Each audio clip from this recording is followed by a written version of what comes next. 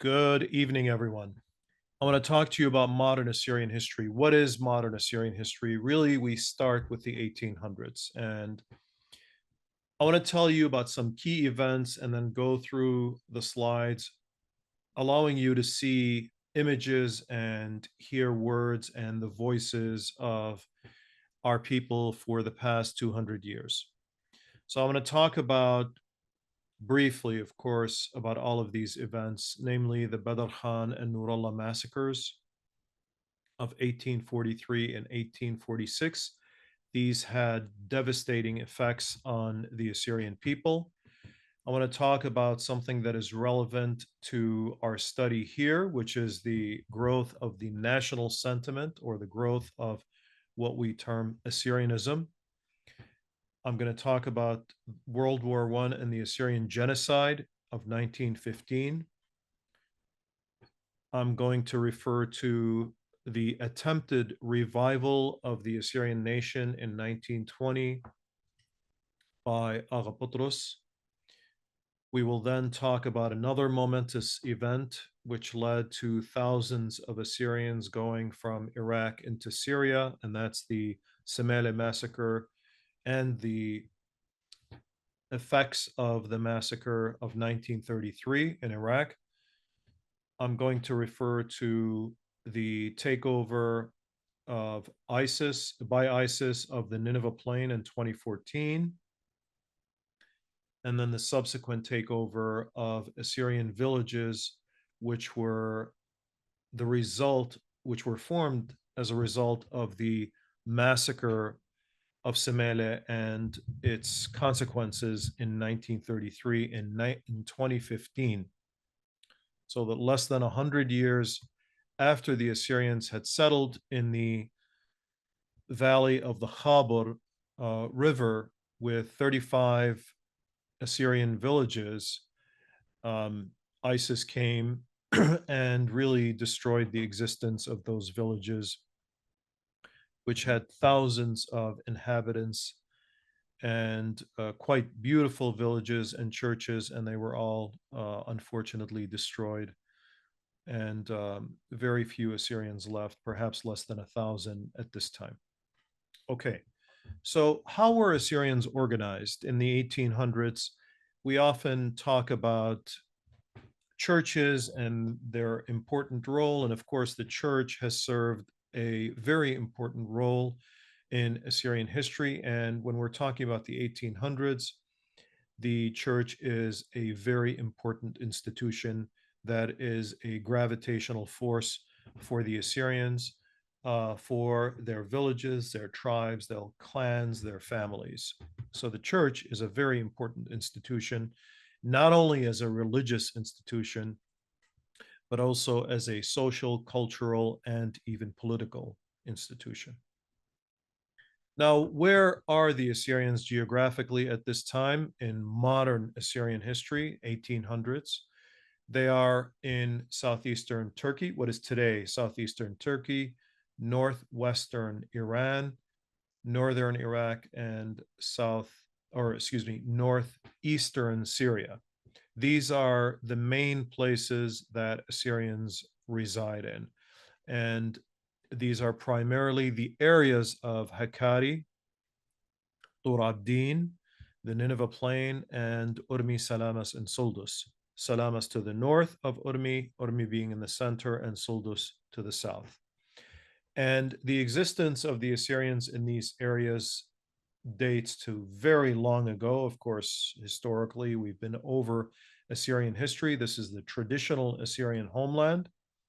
And Assyrians lived in these areas for centuries, even thousands of years, actually, millennia. And as the invasions of various forces came, for example, it is often speculated that the Assyrians in Hakkari and Tur Abdin, in particular, although less so in the case of Tur Abdin, perhaps that's a much more older existence. But in the case of Hakkari, possibly as a result of the ravages of Tamerlane and the wars that caused a lot of damage to the Assyrians in the plains. And so many fled from what we know as the Nineveh Plain or the Assyrian Plains into the area of Hakkari. Well, how did these people in the Hakkari predominantly live? And the Hakkari is a very important area. The Hakkari tribes made up the most powerful, militarily powerful element of the Assyrian nation at this time. And we're talking about 1800s. And these are made up of various Assyrian villages, clans, and so on, but predominantly the tribes of Tiari, both Upper and Lower Tiari, who had different leadership. The Tiari tribe is the largest of the Assyrian tribes, and it has different leadership for what is known as the Upper Tiari and the Lower Tiari, even speaking different dialects. The Truma, the Jilu, the Baz, the Diz. Now, all of these areas have various villages. For example, Jilu has something like 13 villages. Tiari has upwards of 70 villages, Truma, 7 or 8 villages, and so on. These are grouped in a tribal structure and led by what we refer to as maliks. Malik is a term that could have come from malucha, which is advisor, or melka. Melka being, there are various interpretations. Melka could be king or could be also advisor or could be both. So you see some images here. The one on the left is an image of men from Tiari, known from their dress, conical cap, visiting the village of Baz. And there you see certain women of Baz who were the daughters and the wife of the Malik Khamu of Baz. Now, how did these Assyrians in the mountains fare? What was their situation? Well, there was difference. There was a big difference between cultural difference between the Assyrians living in the plains of the Assyrian homeland and the mountains. In the mountains, in the Hakkari Mountains, the Assyrian tribes were armed and were often able to defend themselves. And we have this passage from Rich in a very interesting book about the Assyrians living in these areas. The Assyrian tribes, quote, are the only Assyrian Christians in the East who have maintained their independence against the Muslims, to whom they have rendered themselves very formidable. The men are all remarkable for strength, size, and bravery. They give something to the Prince of Hakkari, that's the Emir of Hakkari, typically the official leader of the area of the Hakkari, occasionally when he conciliates and entreats them, but never by compulsion. In other words, they live a largely autonomous or even at times independent existence. And this type of reference to the Assyrians is attested to by many writers who see in the Assyrians of the mountains a very martial spirit, and Laird, in fact, refers to the strength, physical strength of Assyrians as being something that is recognized, and he hires men from the mountains instead of the Arabs of the plains to, for example, dig up the Assyrian ruins and to transport them eventually to the British Museum. The leadership of the Assyrians in the Hakkari Mountains rested with the prince of the Assyrians, who was the Marshumun, who was also the patriarch of the Church of the East. So he was the head of the church, and at the same time was the head of the tribes. And typically in this house that you see on the right, pictured on the right, he would gather men in number up to 100, and they would have the Diwan or gathering and discuss various matters of the nation. He would adjudicate disputes between various Assyrians. He would even adjudicate disputes between Assyrians and Kurds, and held a very venerable position among the Assyrian people, as well as all of the people surrounding the Assyrians, namely the Kurds and others, and held a place of honor among the Turkish authorities or the Ottoman authorities as well. These church leaders, of course, had divine legitimacy. Not going to say too much about this issue, but we can, of course, talk about this for a very long time about the sociological underpinnings of church power. But of course, in addition to having the education, remember that all priests and all bishops were able to read, where like most people at this time in the early 1800s were not able to read. They were farmers, agriculturalists, and so on. So in addition to being educated, the Assyrian priestly class at this time, and not only in the Hakkari area, but also in Urmia, the Nineveh Plain, and also Torabdin area, held positions of importance religiously.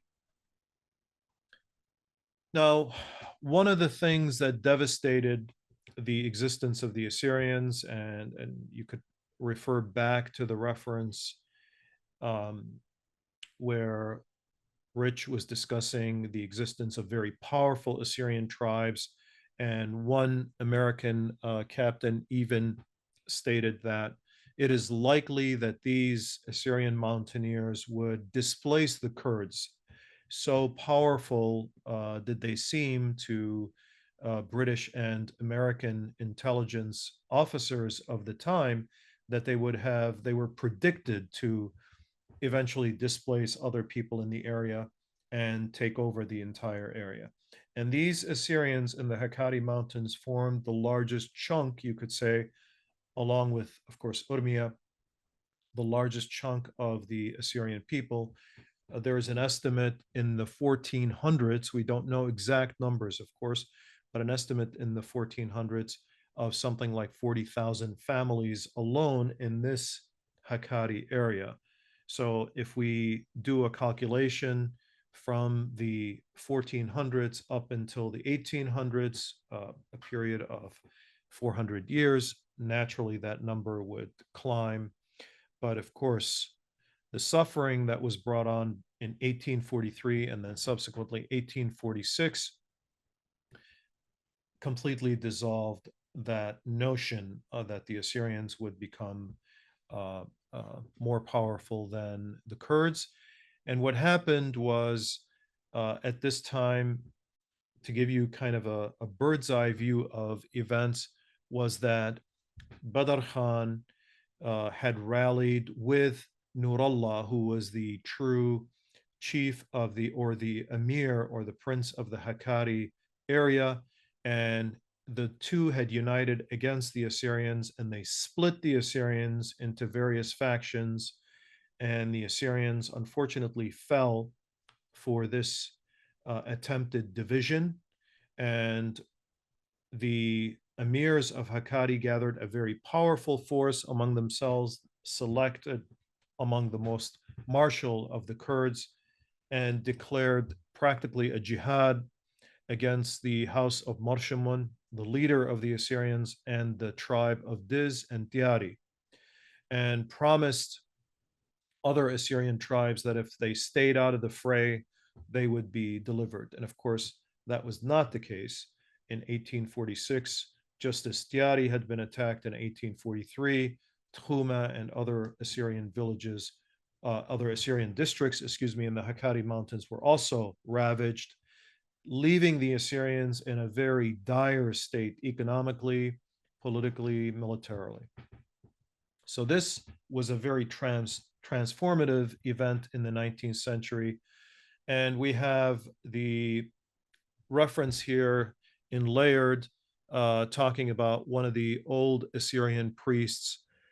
We found an old priest bowed and gray, bowed down by age and grief, the solitary survival of 8 of his order. He was seated under the shade of a walnut tree near a small stream. Some children of the village were feeding him with grapes, and on our and our approach, his daughter, ran into the half-ruined cottage and brought out a basket of fruit and a loaf of bread. I endeavored to glean some information from the old man as to the state of his flock, but his mind wandered to the cruelties of the Kurds or dwelt upon the misfortunes of his patriarch, over whose fate he shed many tears, none of our party being able to console the Kasha.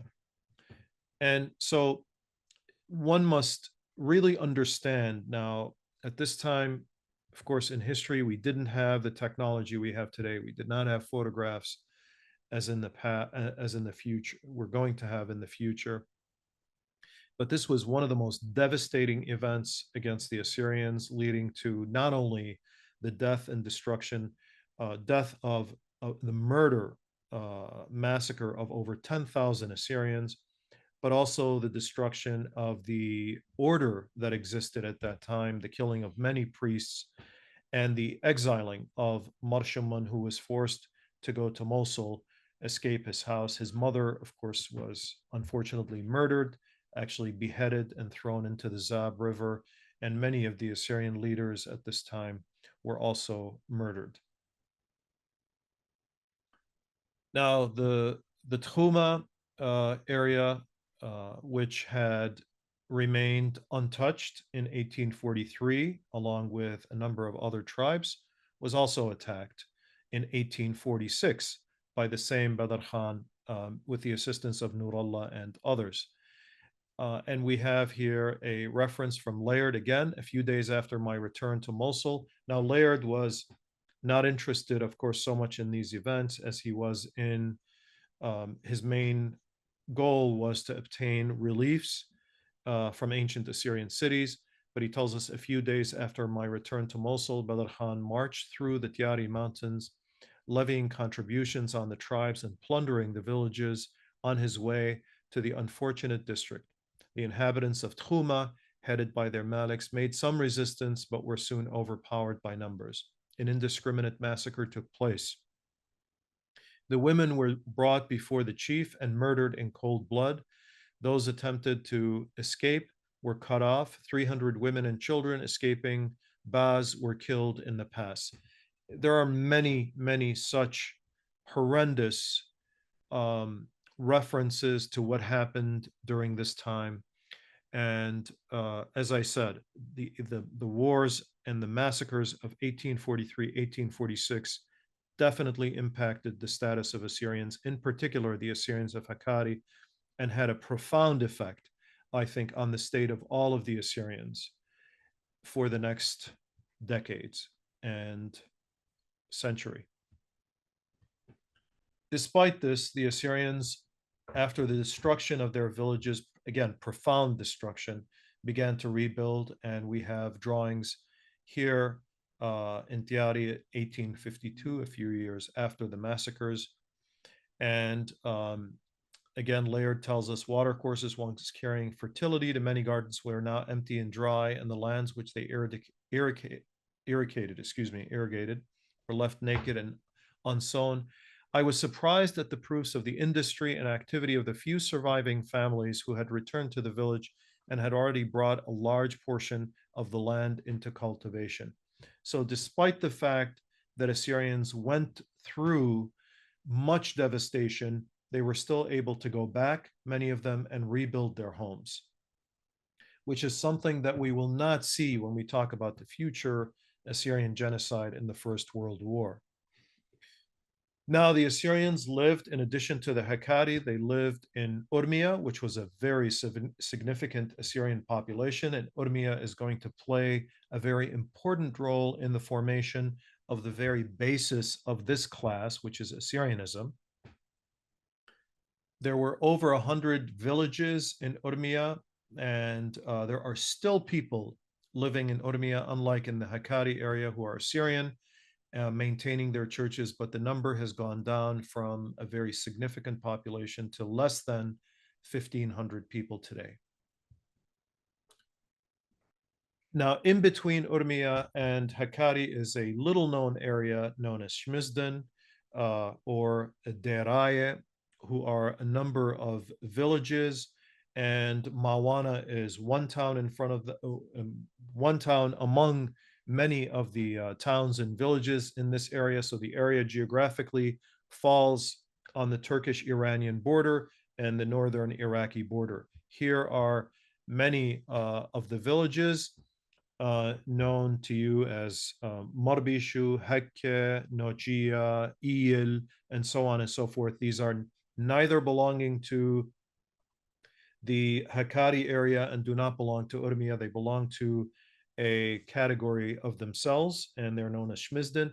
They have their own dialect, which is very unique and different than both Urmia and the Hakkari area. All of these villages, by the way, that are in between the Hakkari and Urmia are also all gone. The Nineveh Plain is an area that had something like 3,000 families in 1821. So there were less people here than in the Hakkari, but is an area that up to this day is an extant Assyrian population. So unlike the area of Hakkari, which is virtually gone, of course, among the Church of the East members who used to reside there, the Assyrians who resided there, they're all gone. All of the villages are abandoned. Unlike that area, the Nineveh Plain is still extant and there are still people living there. The estimated population today is something like 50,000, down from something like 300,000 during the time or prior to the war in Iraq in 2003.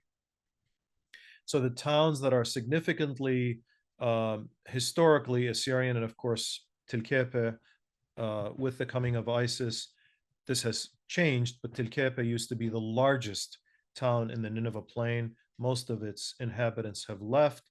They live now mostly in Detroit or the Detroit area. Tescopa, which is still, by the way, that means Tellit Skipa. Tescopa is still a significant village in the Nineveh Plain. Batnaya, Bakofa, which is a small village. Al-Qush, which is a very significant village, still extant. Bartullah, undergoing very difficult conditions due largely to the minority of Shabaks who are associated with Shia. Karakosh or Baghdad, which is a Syriac Catholic village. Karimlis or Karimlish, which is a very ancient Assyrian town or village. Karmulisi, where the patriarch of the Church of the East lived in the 1300s. And Bashiqa, which is largely Syriac Orthodox, but also contains a number of Yazidi villagers, inhabitants. So the Nineveh Plain is the most historic that we can date out of all of these areas, which includes, I would say, the Tur Abdin, but I'm going to say something important about the Tur Abdin area.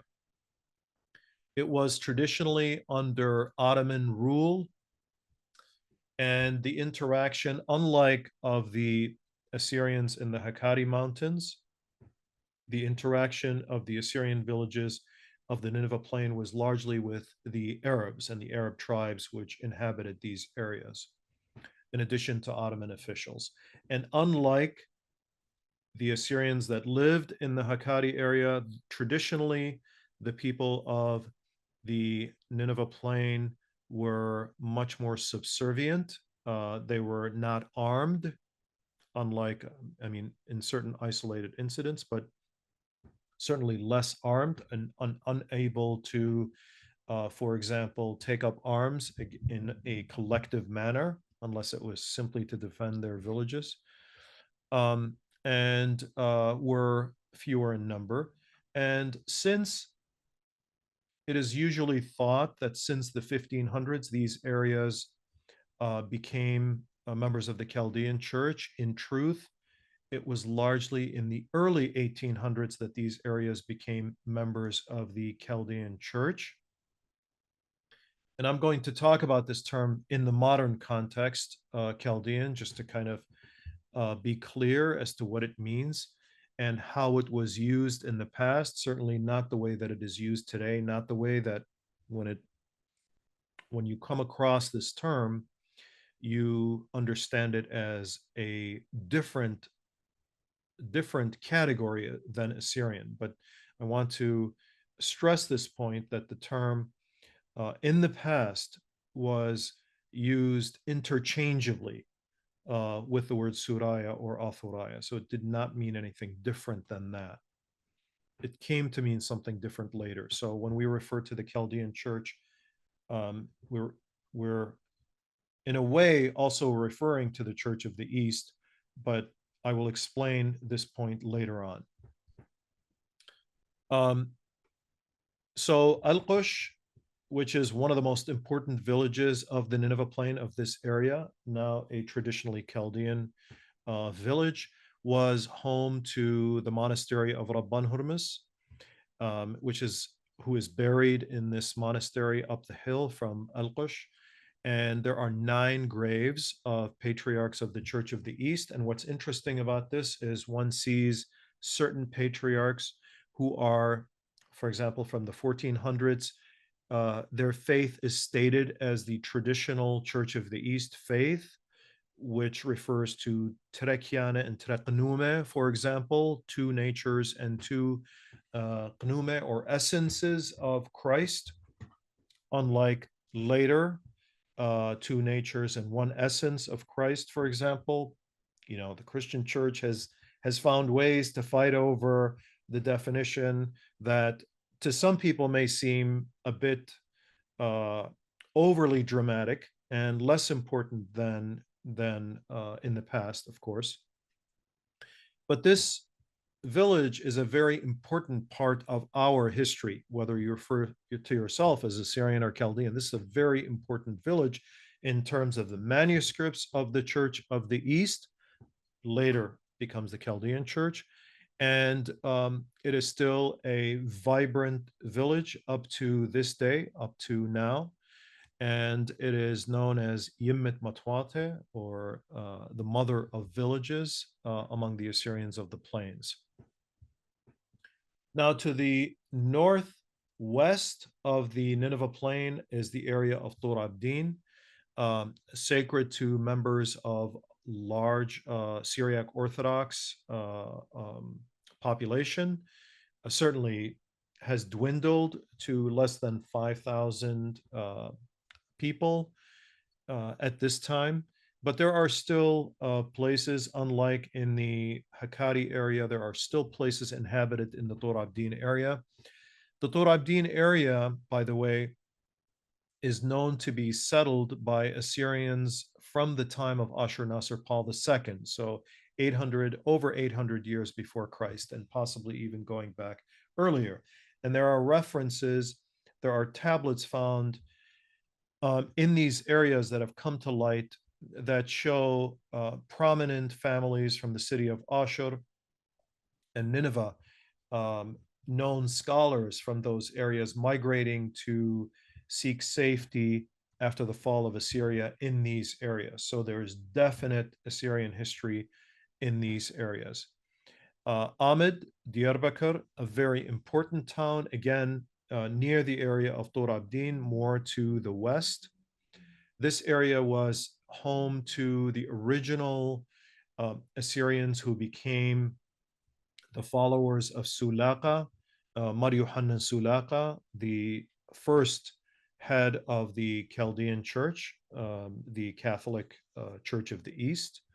And later, it was known as Ahmed, Amida, or Amidu in ancient Assyrian. This town was settled, had an Assyrian presence long before it was settled by, for example, Ottoman Turks much later, and prior to that, Romans. So it had a definite Assyrian presence. Here is the place, or near this place was where Yohannan Sulaqa, Mar Yohannan Sulaqa, was also murdered at the instigation of the patriarch living in Al-Qush. And to just underline the historical importance of these places, that the Tur Abdin area is also in Wara area, which is known as Deir al-Za'faran. has the temple of Shemesh, which you see in the upper right-hand picture here. This dates back to ancient Assyrian times, and this was continually used. A lot of the Assyrian temples in the past were taken over by churches, and of course, sometimes churches were taken over by mosques in many, many cases. Mar Hananyo is one area in the Tur Abdin area which continues to be inhabited, continues to be run by monks. So we have, just to kind of recap, the existence of Assyrians during the modern age in four primary areas. In the Tur Abdin area, as we just discussed, which is southeastern Turkey, more to the west of Hakkari, and the Hakkari area, which is a very significant area of protection for the Assyrians, where they build a powerful military presence up to the First World War. We have the area of Urmia, Salamas to the north, Suldus to the south, and then Urmia, this area which falls in north western Iran. And then we have the historic land, traditional land of the Assyrians, which is the Nineveh Plain. So something very transformative begins to happen in the late 1800s, and that is the formation of Assyrianism. Now, does this mean that this was the first time that we begin to hear the word Assyrian? Certainly not. This is not a reference to that, but it is the beginning of a new spirit that is different from the loyalty to the church. And this is very important. Late 1800s up to the First World War period. And this begins the nationalist movement, in particular among literary people. For example, writers such as Freydun Aturaya, who later become a bit of an activist on behalf of the Assyrians, Benjamin Arsanis, and others who begin to write about Assyrianism in poetry, trying to reawaken the spirit of nationalism among the Assyrians. Remember that the churches now, Assyrians are divided into various churches, held sway at this time. This is a movement to try to, as it were, counter the loyalties to the church with the loyalties to what is known as the nation. Umta Surieta or Autoreta. And this is in the late 1890s. And of course, again, the important thing to realize here is that many of the educated among the Assyrians in, for example, Salamas and other places, such as the Martuma Odu, who was the Chaldean bishop of Urmia, are Assyrianists. They are the fathers of the Assyrian movement in, for example, Salamas, which becomes a very important Chaldean hub for building Assyrianism. So I divide this period, and I will talk more about this in the coming classes, this Assyrianist movement into three categories. From the 1800s, 1890s to the 1914 up to the start of the First World War, it is largely an intellectual movement. It is a literary movement. It is not a military movement. From 1915 up until the time of the Semele massacre and subsequent, it is a movement in the sense that not only literally, but after the First World War, there is an attempt to do something for the Assyrians. And I will refer to the Paris Peace Conference, for example, in 1919. From 1934 until the present, there is largely more of a diaspora movement among the Assyrians to uphold Assyrianism. So the Assyrian identity was buttressed, it was supported, it was pushed by people in Urmia and Tur Abdin. You see on the left, Freydun Aturaya, to his left, to our right, Naum Fayek, Ashar Yusuf, and then Benjamin Arsanis, who is dressed in Russian clothing. Benjamin Arsanis had worked with the Russians and was one of the great advocates of the Assyrian movement in the First World War. Ashur Yusuf, of course, was murdered by Ottoman forces in 1915. Naum Fayaq came to the United States. So, two separate examples of Assyrians who pushed for sort of the same thing. They were both pushing, although respected church leaders, they pushed for an understanding that was not church oriented. It was mostly a movement that revered the nation. Now, I referred to, the development of Assyrian history is never in a vacuum. So I referred to the massacres in Hakkari in 1843 and 1846, initially against the Tiari, the Diz tribe, and then the House of Marshamun, and then later against the Truma and other Assyrian tribes. But there was also violence against Christians generally in the Ottoman Empire. So this took place in the 1860s, and Maronites and Druze went at it. And of course, the Muslim populations gathered to target Christians. So this was a horrible period for Christians in the empire and caused much fear throughout. These times caused the involvement of European powers for various reasons. Of course, they were looking at their interests. Um, we cannot also forget the formation of the Hamdian forces, Hamid forces, that were composed largely of Kurds being supported by the Ottoman government to punish Christians in these areas. And of course, the major interest here was to keep the Russians at bay. And this was on the part of the Ottoman Empire. On the eve of the First World War, we have major transformations in the West that cause their reverberations in the Middle East as well, and in particular on the Assyrians.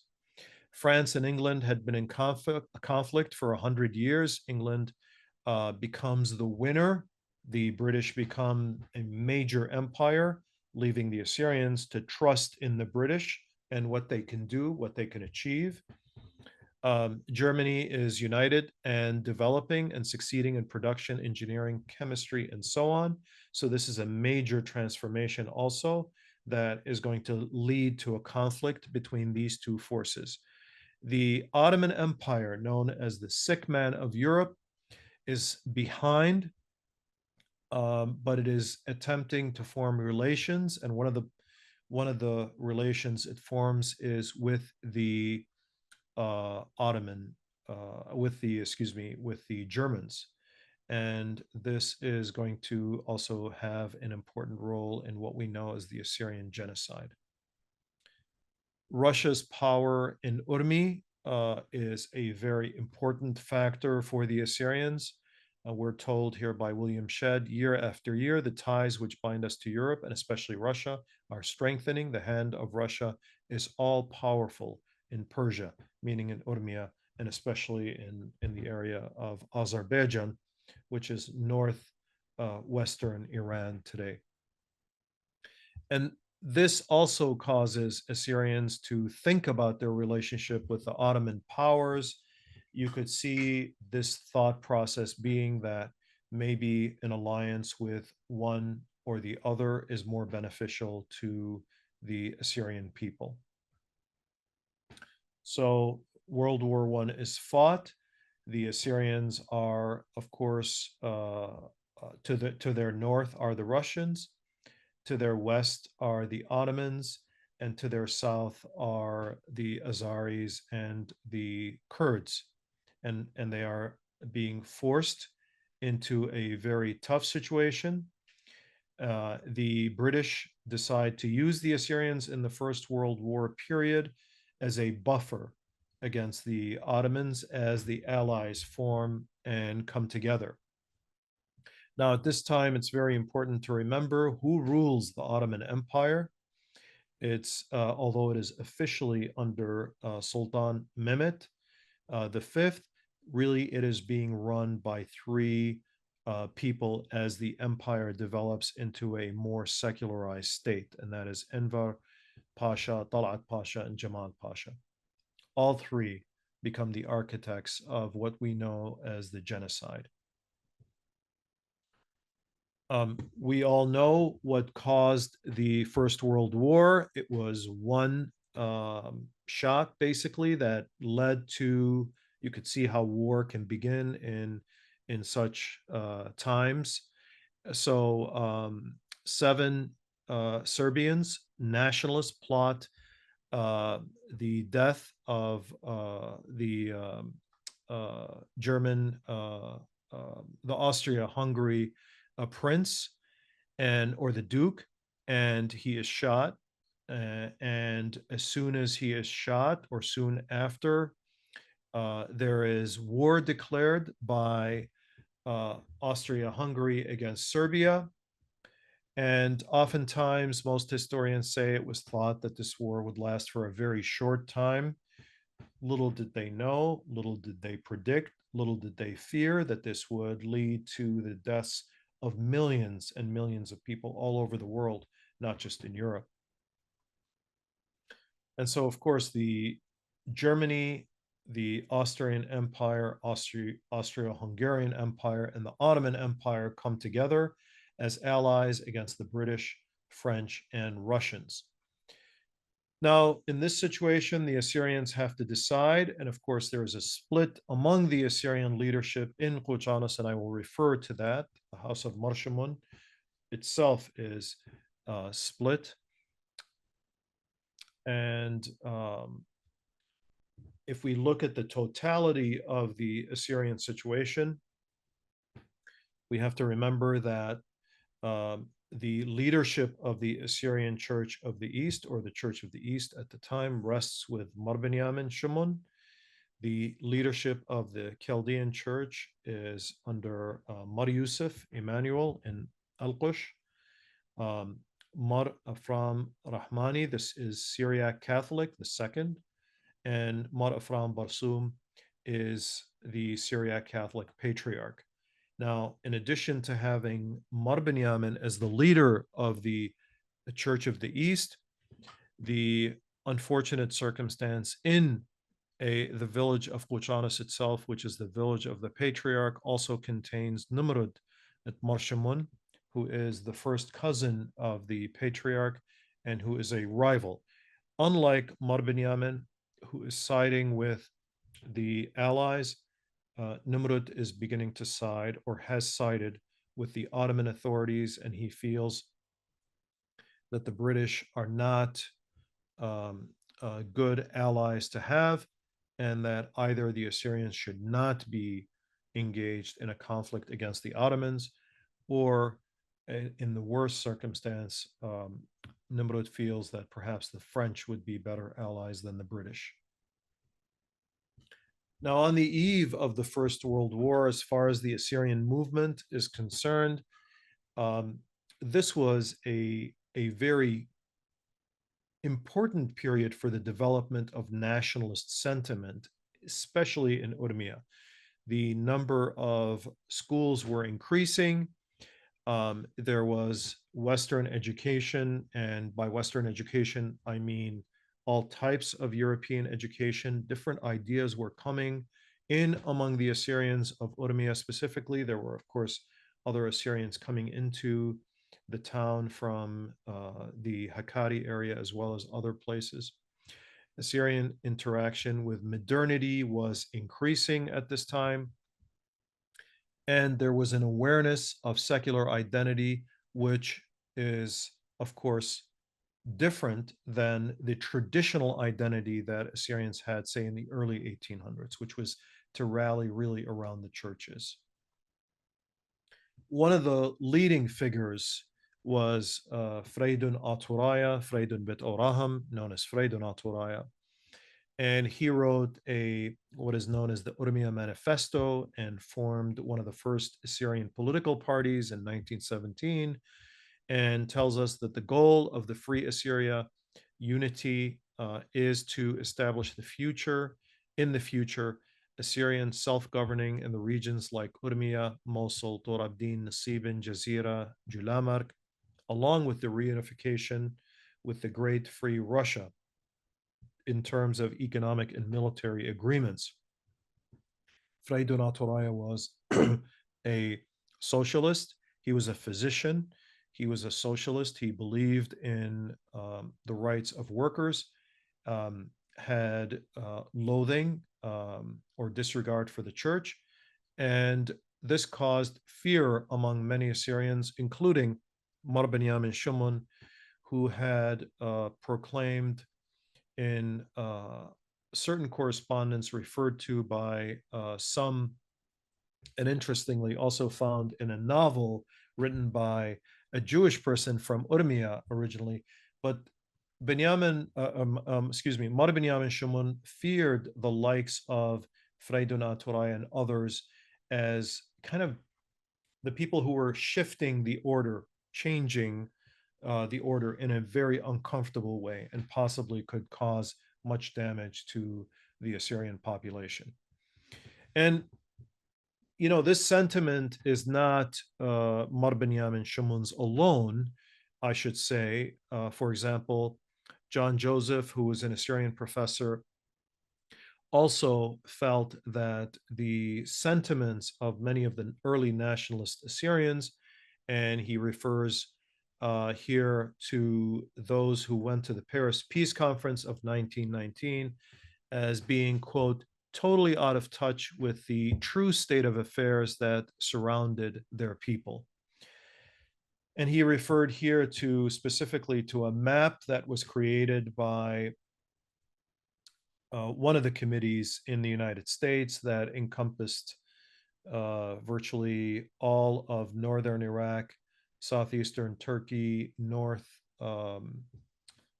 northwestern Iran, and also parts of Syria, and felt, John Joseph felt, with whom I talked, by the way, also felt that this was a big mistake, that these sentiments misled Assyrians and led to a much tragedy in the subsequent period after the First World War.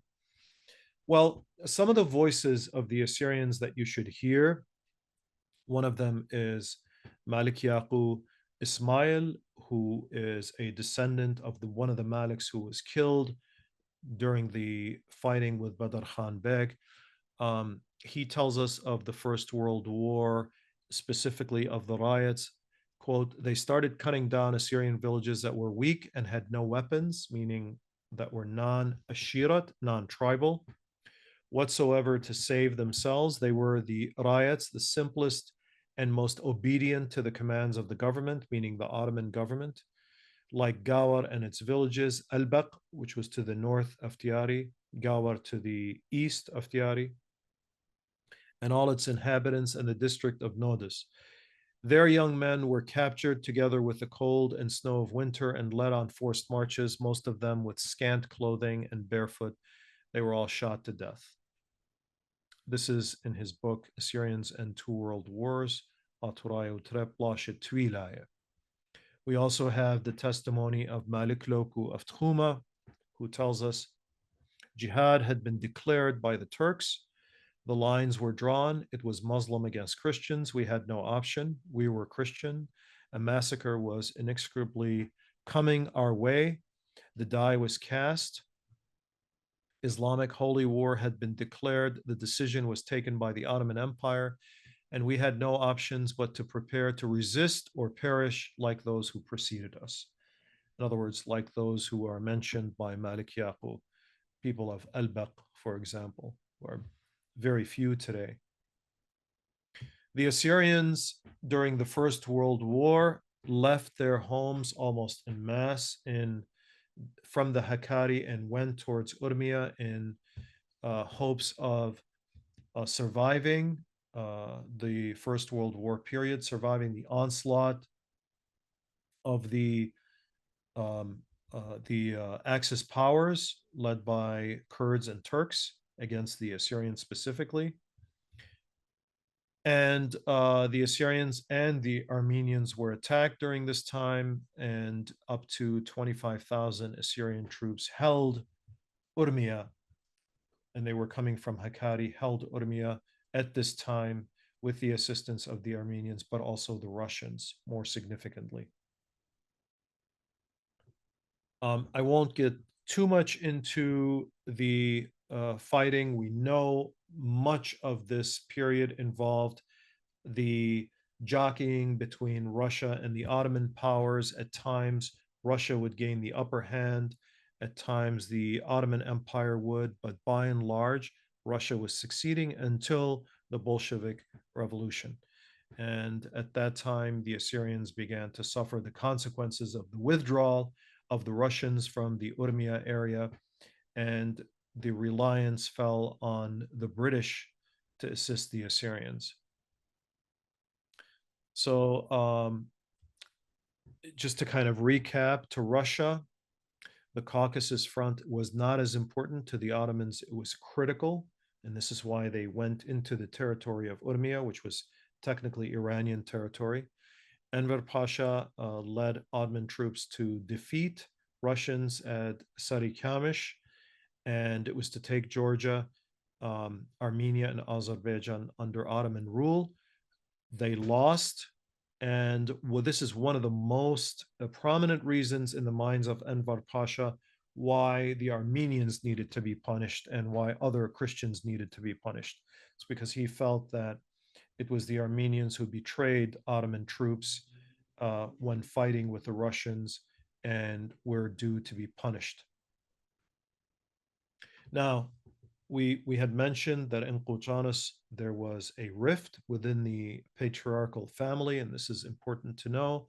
On the one hand was the side of Marbinyam and Shumon, along with his sister Surma Khanum, who became the aunt of the sister to Polish Shumon, who was the brother of Marbinyam and Shumon, and also the nephew Mar Ishay Shumon, one of the most well-known of the Assyrian patriarchs. And on the other hand, we have the family of Numrud Effendi. Numrud was also part of the family of Marshamun, although he had converted to Catholicism, had become a Chaldean, and was living in the same village. And of course, this rivalry was brought about. There were many factors. One of them was British and French rivalry that impacted the Assyrians, Ottoman and British rivalry, as we mentioned before, inter-rivalry within the family over the succession of the patriarchs. Nimrod wanted his brother Mar Oraham to succeed as patriarch. He was slated to be a patriarch, but Marru'al Shuman, who was the patriarch before Mar Binyamin Shuman, felt uncomfortable in consecrating Mar Oraham, and so he hurried and consecrated Mar Binyamin Shuman, who was 16 years of age at the time. Mar Oraham left Quchanas and became a Chaldean along with the entire family, including, of course, Numrud Effendi and all his family. And so the blame here, what happened was that Numrud eventually in the village of Quchanas was murdered, along with Shalita, Yu'o, Daryawush, Dinha, Yonathan, Bet Qalleta, Hannaro, and Daniel Qalleta, two members of the Qalleta family, which had come and lived with Nimrud at that time in the village of Quchanas. Who was to blame? What was the reason for this murder? It's often thought that depending on who you talk to, of course, this is a murder mystery, a historical murder mystery situation, but some people blame Mar Binyamin as giving the order, others do not. Malik Yaqub, for example, says that Mar Binyamin was blameless in this situation, whereas Malik Loku says it looks like Mar Binyamin was responsible. In fact, some people had confessed to being the murderers later, much later, many years later in life. And so there are various stories, and unless we have a trial And of course, we can't because most of these people, all of these people, are now dead. But the sources do not really disclose who had ordered the murder of Nimrud. Um, the Ottoman government had tried to secure the patriarch's loyalty, but were not able to, and the Assyrians were isolated eventually and had to choose to leave the Hakkari.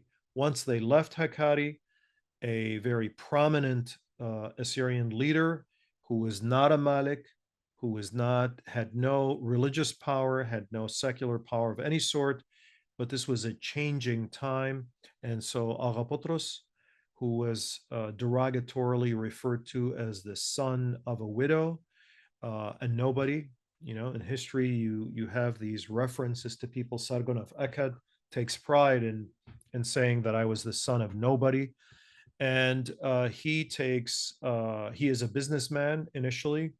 He takes command of Assyrian forces, and he leads them to victory in one battle after another. He is known to the British, specifically Wigram, as an evil genius, and he is admired by many Assyrians. He is disliked, of course, by some, as any person would be, but he participates along with Mar Binyamin Shumun and Surmakhanum and Malik Khoshaba and other Assyrian Maliks in leading a military force that protects Urmia until the abandonment of Urmia by the Assyrians. So the Assyrian leadership that is very prominent at this time is made up of Mar Binyamin Shumun, Malik Khoshaba of the Lower Tiari, Agha Potros, and Surmakhanum. A very tragic event at this time that again is very consequential and leads to the dissolution and the disheartenment of the Assyrian cause is the assassination of Mar Binyamin Shummun by um, Simko Agha. And this is a very interesting story, a very important story. And the reason that Mar Binyamin Shumun had gone to meet with Simko Agha is because it was recommended that if he wanted to hold on, of course, along with Agha Patros, Mar Binyamin is the practical head of the all of the Assyrians living in Urmia. In fact, the entire Urmia area with a military force. And he is told, or it is suggested to him, that he should form an alliance with Simko Agha, who is a powerful Kurdish tribal leader, who's a brigand. And the goal is to form a united front to be able to protect the Assyrian existence in Urmia from the onslaught of the Ottomans. And it is a horrible, cold-blooded murder. There you see a photograph of Simko Agha in Russian clothing. Now, Simco had oftentimes switched sides. At times he was with the Russians, at times he was with the Ottomans, at times with the Iranians. Who was responsible for ordering the murder of Mar Binyamin Shumun? It seems like it was, for example, a number of sources point to, and in fact, a letter is referred to by, for example, Malik Yaqub from the Iranian governor of this region. Simco was used, and then later, of course, Simco himself was murdered by the Iranians. Marpolis Shumun succeeds Mar Binyamin. Unfortunately, he becomes ill and he passes away in 1920. Now, why do I cite this patriarch of this particular church? Because one must know that historically, these events have transformed the existence of the entire Assyrian people. And so these events are very consequential for all of the Assyrians living in these areas. Everyone is sort of watching and listening to what's happening to the Assyrians of the plains. Now, unfortunately, Assyrians do not remain in Urmia. They are forced to flee They are supposed to meet the British. Agapotros with his forces goes to meet the British in Hamadan, and the Assyrian population in Urmia panics and begins to flee the area of Urmia. And behind them are Kurds and Turks who attack them. And it is estimated that up to 2/3 of the population of Assyrians dies in this long trek from the area of Urmia all the way to the area of Baquba, where safety is being sought by the Armenians and by the Assyrians and a small contingent of the Armenians who are escaping with the Assyrian people. I'm going to mention this event and I will stop because we've gone past our time. Now, even with what has happened to the Assyrians, one must truly be in awe of this spirit of constantly reviving, even with the most devastating situation. The First World War was not a easy situation for the Assyrians by any stretch of the imagination. As I said, 2/3 were gone, but this third that remained still in 1920 attempted to reclaim the territories that were lost. But unfortunately, this was not to be. And there are many reasons for this. This partly, I'm just going to mention a couple of reasons here. Partly, this mission was supposed to begin in spring because going from the flatlands into the mountains, Assyrian mountains, is very difficult in winter because obviously snow accumulates in the mountains much more than in the plains. And so this was supposed to begin in the spring. It did not, unfortunately, begin until October. By the time it begins, the Assyrians decide, under the leadership of Agapotros, instead of going into the mountains at a very climactically challenging time, to go first to Urmia. The Assyrian force is made up of thousands, over 4,000 Assyrians, fighting men from Urmia and the Hakkari. The Hakkari Assyrians, the Tiari and Tchuma specifically, are the best fighters among the Assyrians. And so they refuse, and under the leadership of their Maliks, they split and go into the Hakkari area, and the Assyrians of Urmia are left. And eventually the whole mission is abandoned, and the Assyrians come back broken. And this is a devastating situation for Agapotros. He eventually is exiled into to France from Iraq and is unable to act much on behalf of his people. So he does attempt to do certain things in France and attempts to fight for the rights of his people, but he is not able to accomplish much and dies very young at the age of 50, a very sad and tragic figure.